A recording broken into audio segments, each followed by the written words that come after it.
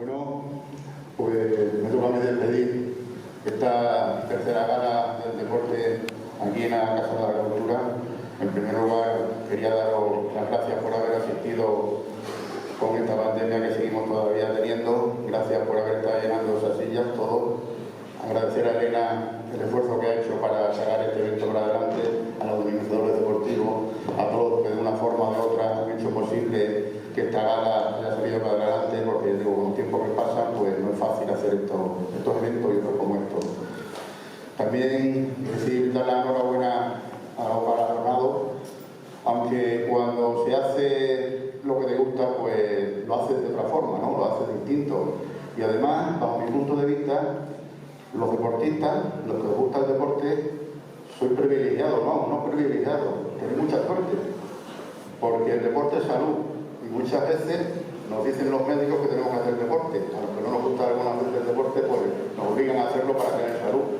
Y a vosotros no hace falta que os obligue nadie a hacerlo, porque además hacéis deporte, tenéis salud y además estáis haciendo algo que os gusta, con lo cual, por eso digo que sois un poquito privilegiados, ¿no?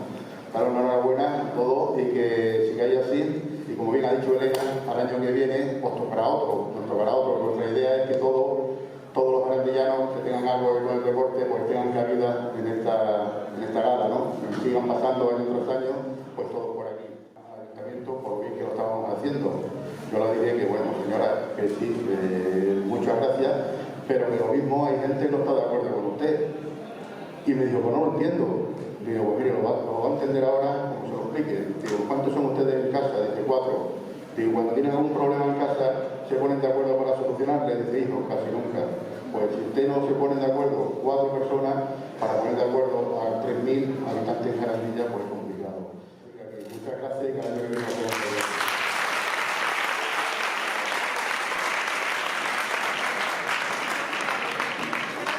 Bien, yo solamente quería deciros que con estas palabras damos por concluida la gala deportiva. Vamos a esperar un poquito. Digo yo que todos los que habéis sido premiados podíais subir y hacer una foto maravillosa de este evento, ¿no?